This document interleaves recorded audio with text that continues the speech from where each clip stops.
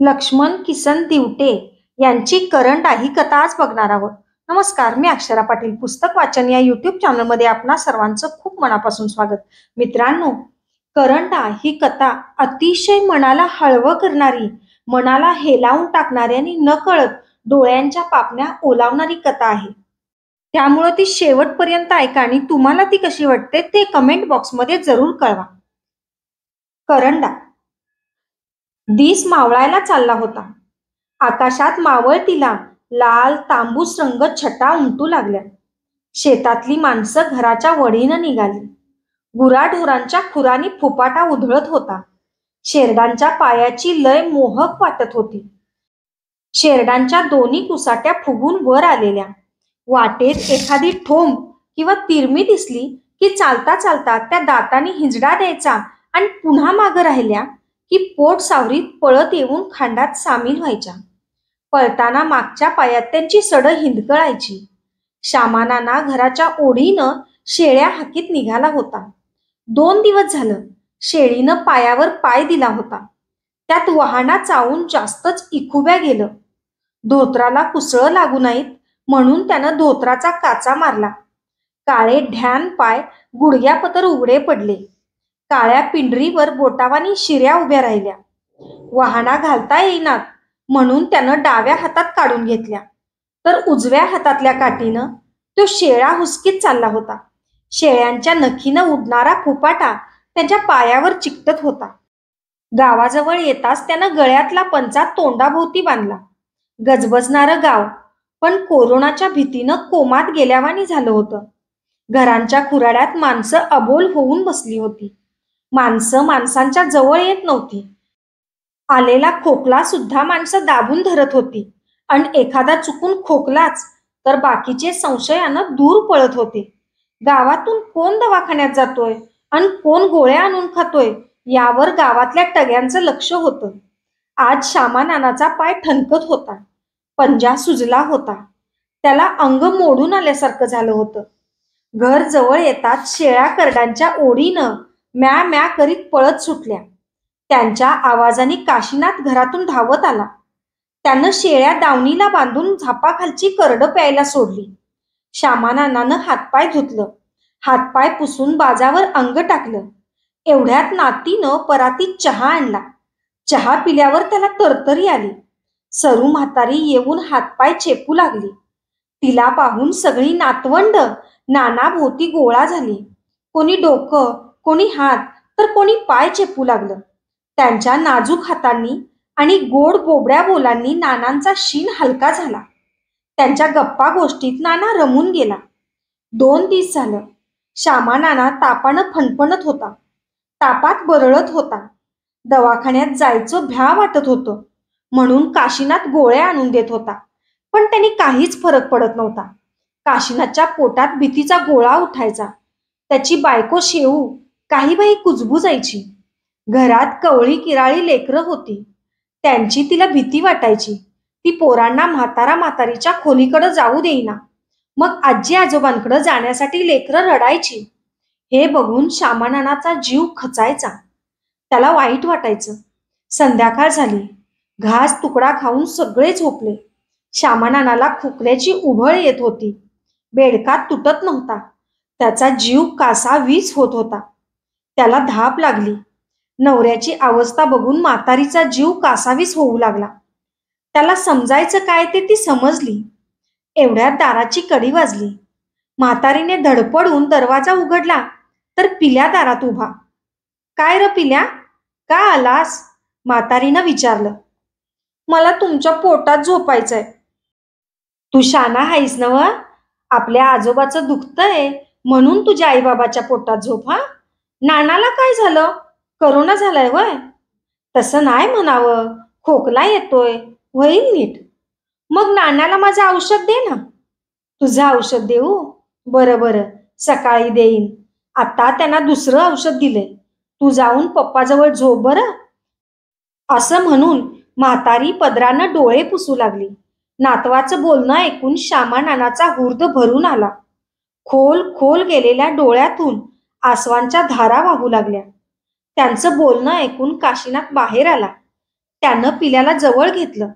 बापाची अवस्था त्याला बघवत नव्हती. म्हाताऱ्याचा जीव कासावीस होत होता. त्यांना कीट आणून दिलं, पण त्यांनी काहीच फरक पडत नव्हता. बापाला दवाखान्यात ऍडमिट करण्याची गरज आहे हे त्यांनी ताडलं. उद्या दवाखान्यात जाऊ असं म्हणून तो पिल्याला घेऊन झोपायला निघाला. पिल्या दरवाजा लावूस तर आजी आजोबांना बाय बाय करीत होता. इकडे म्हातारा म्हातारीच्या काळजात काहूर उठलं होतं. काशीनाथनं अंथरुणावर अंग टाकलं, पण त्याला झोप येत नव्हती. त्याच्या डोळ्यासमोर बापाचा खोल खोल गेलेला चेहरा येत होता, तर दुसरीकडं आजी आजोबांसाठी धाव घेणारा पिल्या दिसत होता. करोनाच्या भीतीनं त्यांचं अंग थरथरलं. एक भयानक भीती मनात सनकून गेली आणि त्यानं पिल्याला जवळ पोटाशी घेतलं. सकाळ झाली. काशीनाथनं व्यापाऱ्याला बोलावलं. मुरादभाई येऊन बोकडं बघत होता. बोकडाची कंबर दाबून त्यांनी बोकडं बेजार केली. नाकावर 2-2 मास्क बांधून तो बोकडं बघत होता. मध्येच खिशातून बाटली काढून हातावर सॅनिटायझर फराफरा मारायचा. मग दोन्ही हात हातांवर चोळायचा. सॅनिटायझरचा सगळीकडे वास घुमत होता. पहाट पहाट नुकताच डोळा लागलेला. शेळांच्या आवाजानं शामानानाला जाग आली. ते उठून बसले. टकुमकू डोळ्यांनी बघू लागले. काशीनाथ बोकडं विकतोय हे त्यांनी ओळखलं, पण ते काहीच बोलले नाहीत. मनातल्या मनात अंदाज बांधत राहिले. इकडे बोकडांचा सौदा चालला होता. एवढ्यात नानाला उबळ आली. बेडका तुटता तुटना. त्याचा जीव कासावीस होऊ लागला. त्यांची ती अवस्था बघून मुरादभाईचे धाबेच तणाणले. तो सगळ्या अंगावरच सॅनिटायझर मारू लागला. सॅनिटायझरने अंघोळच करू की काय असंच त्याला झालं. या अल्ला, तुम्हारे हा पेशंट है असं म्हणतच त्याने बोकडं सोडून पळ काढला. बघता बघता सगळ्या गावात बातमी पसरली. बघणाऱ्यांच्या नजरा बदलल्या. त्या काट्यासारख्या टोचू लागल्या. बोलणारी तोंड अबोल झाली. जवळ येणारी पावलं दूर पळू लागली आणि श्यामानानाचं कुटुंब जखमांनी घायाळ झालं. आता काशीनाथला काहीच सुचेना. बापाला कुठं घेऊन जावावं, कशानं न्यावं हे काहीच कळेना. बोकडं विकली असती तर 4 पैसे मिळाले असते. त्यात नानाला चांगल्या दवाखान्यात दाखवता आलं असतं. पण आता बोकडंच कोण घेणार नव्हतं. हा रोगच कसा कुठून आला कोणास ठाऊक. त्याला एकटं एकटं वाटू लागलं. त्याचा चेहरा काळवंडला, पण त्याची धावपळ चालली होती. तो बापासाठी धडपडत होता. दुपार झाली होती. श्यामानाना अंथरुणावर पडल्या पडल्या वर आढ्याकडे बघत होता. मनात विचारांचं काहूर उठलं होतं. सरू म्हातारी जवळच बसली होती. एका रात्रीतच ती विळ्यावानी वाकली होती. तिचं अवसानच गळालं होतं. एवढ्यात काशीनाथची बायको शेऊ जेवण घेऊन आली. तिनं नाक तोंड जाम फक्काट बांधलं होतं. तिनं जेवण उंबऱ्यात ठेवलं. म्हातारीला हाक मारली. आत्या, जेवण ठेवलंय, तेवढं उचलून घ्या आणि जेवण करा.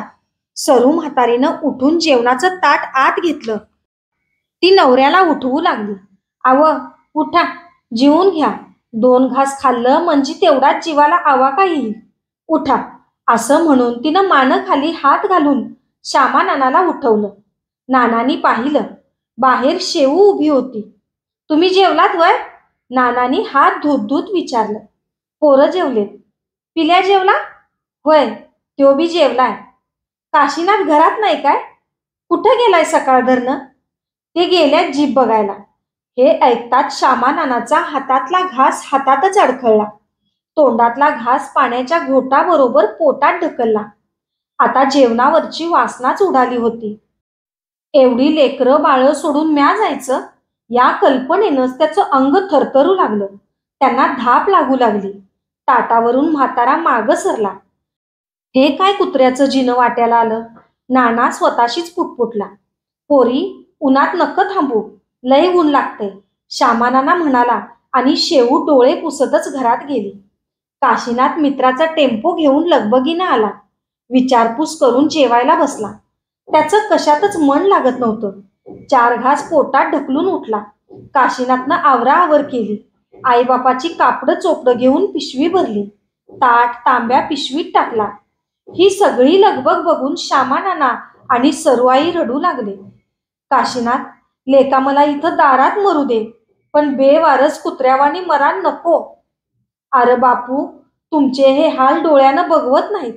तुम्हाला नीट करण्यासाठी घेऊन जातोय. येडवाकडं काय बी मनात आणू नका, असं म्हणून काशीनाथ रडू लागला. त्याला पाहून सगळी लेकरं बाळं रडू लागली. सगळ्यांनी तोंडाला मास्क बांधले. टेम्पोमध्ये गोधडी हंतरून श्यामानानाला आणि सरू आईला मागच्या हौद्यात टाकून काशीनाथ स्वतः टेम्पो चालवायला बसला. शेजारी पाजारी सगळे आपल्या दारातूनच बघत होते. काशीनाथनं टेम्पो चालू केला आणि श्यामानानानं हंबरडा फोडला. काशीनाथा, माझ्या चिल्ल्या पिल्ल्यांना बघू दे र. काशीनाथ, अरे हे काय दिवस आले.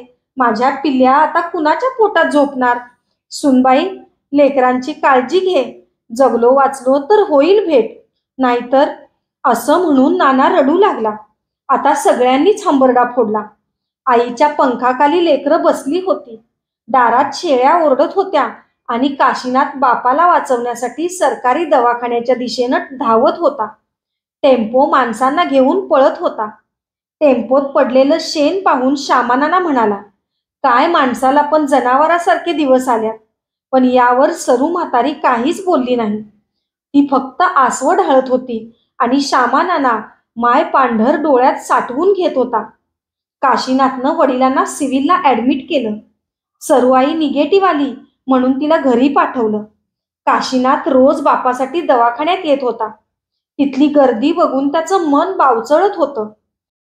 त्याला कोणी काही बाई सल्ला देत होते, तू पण चेक करून घे. लेकरा बाळांचा बाप आहेस, हे सोपं नाही.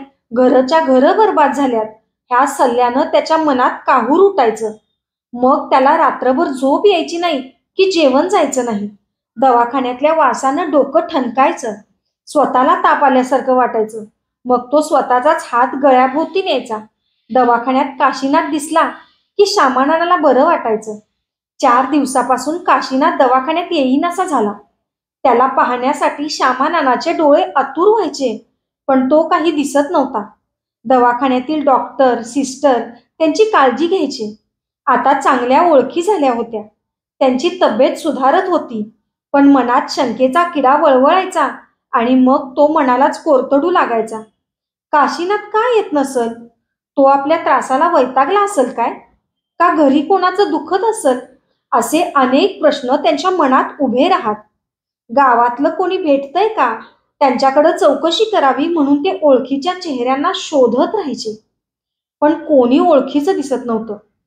आज सकाळीच बरे झालेले पेशंट घेऊन सरकारी दवाखान्याची गाडी सुसाट वेगानं धावत होती. रस्त्यावरचे पेशंट सोडून ते पुढच्या गावाला जवळ करीत होती. घर कधी येतंय आणि आपल्या लेकरा बाळांना कधी बघतोय असं श्यामानानाला झालं होतं. मरणाच्या दारातून परत आलेलं पाहून लोकांना काय वाटलं, असे एक ना अनेक विचार श्यामानानाच्या मनात घोळत होते. ओळखीचं शिवार दिसू लागलं तसं नानाचं मन म्हवारलं. त्या शिवाराला आठवणींचा सुगंधी लेप चढू लागला. अचानक गाडीने ब्रेक दाबला. गाडी उभी राहिली. पिशव्या सावरत श्यामानाना खाली उतरला. जोरात दरवाजा वाजवून गाडी पुढे निघून गेली. श्यामानाना कावराबावरा होऊन बघू लागला. बऱ्याच वर्षांनी आपण गावात येतोय असंच त्याला वाटत होतं. सगळं गाव सामसूम आणि शांत भकास वाटत होतं. श्यामानाना वस्तीच्या ओढीनं पाय उचलून चालू लागला. माळावर एक कुत्रं पडकात काहीतरी हुंगीत होतं आणि बऱ्याच टिटव्या त्याच्या भोवती टिटीव टिटीव करीत ओरडत होत्या. त्यांना पाहून नानांनी पाय उचलला. माळ उतरतात श्यामानानाला आपलं घर दिसलं. त्याला आनंद झाला. तो ओढीनं चालत होता. थोडं पुढं येताच त्याला घराच्या अंगणात माणसांची गर्दी दिसली. माणसांची गर्दी पाहून त्याचं मन चराकलं. तो क्षणभर स्तब्ध उभा राहिला. एवढी माणसं कशापायी गोळा झाल्यात? मला भेटायला आल्यात का काय? काय वाईट वंगाळ घडलंय? या विचारांनी त्याचं अवसान गळालं. बसलेली माणसं त्याला वळून बघू लागली. त्यांना बघून श्यामानाना पुन्हा हळूहळू माळ उतरू लागला. सगळी माणसं तोंड बांधून अंतर ठेवून बसली होती. सगळ्यांच्या नजरा त्याच्यावर पडत होत्या. श्यामानाना सगळ्यांमधून काशीनाथला शोधत होता. घराच्या दाराआडून नाजूक डोळे किलकिले झाले, पण त्या डोळ्यातून ही भीती दाटलेली दिसत होती. क्षणभर चमकलेले चिमुकले डोळे पुन्हा दाराआड झाले. काय र गड्यानो, नेमकं काय झालंय? कशा काही जमलात? श्यामा नानानं विचारलं. पण कोणीच उत्तर दिलं नाही. नाना तसाच त्यांच्यामधून पुढे निघाला. अरे बाबांनो, बोला ना काहीतरी. कुणीच कसं बोलत नाही? काशीनाथ, अरे ये पोरा, अरे हे पाहुणे रावळे कशा पायी जमल्यात? असं म्हणून श्यामा नानानं घरात डोकावलं तर म्हातारी अंथरुणात पडलेली. तिच्या पलीकडं सुनबाई लेकरांना घेऊन बसली होती. तिचा पांढरा फट्ट चेहरा आणि डोळ्यातून वाहणारी आसवं पाहून नानांच्या काळजाचा ठोका चुकला. त्यांची नजर काशीनाथला शोधू लागली. अगरबत्तीच्या वासानं त्यांची नजर देवाऱ्यावर गेली आणि देवाऱ्यातील फोटो दिसणारा काशीनाथ पाहून श्यामानाने, काशीनाथ, तू असा कसा गेलास मला सोडून? अरे, मला तुझ्या खांद्यावर जायचं होतं ना. माझ्या अगोदर तूच गेलास कसा?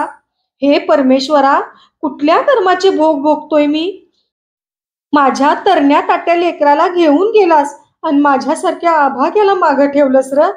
अजून काय ठेवणार आहेस माझ्या पुढं वाढवून? अरे करंट्या, परमेश्वरा, तुला देव म्हणायची सुद्धा लाज वाटते रे. तू देव नाहीस, तू दानव म्हणून फिरतोस. दानव. अरे बघ ना, माझ्या सुनेचं पांढरं धॉट कपाळ, तिचा भरलेला करंडा तू हिरावून नेलास आणि माझ्यासारख्या थेरड्याला जिथं ठेवलास. अरे कुठला हो तुझा खेळ? अरे देव असून सुद्धा कपटी वागलास. अरे बघ तो करंडा उकिरड्यावर उघडा पडलाय. उघडा. अशानं तुझ्या मंदिरातला दिवा सुद्धा कोणी जाळणार नाही. माणसा बिगर तुझ्या त्या दगडाला किंमत नाही. असं म्हणून श्यामानांना धाडकन खाली कोसळला आणि पुन्हा एकदा आक्रोश झाला. धन्यवाद. अशाच नवनवीन कथा, कविता आणि पुस्तकांसाठी पुस्तक वाचन बाय अक्षरा पाटील हे चॅनल सबस्क्राईब करा आणि कथा कशी वाटली ते कमेंट बॉक्समध्ये जरूर कळवा.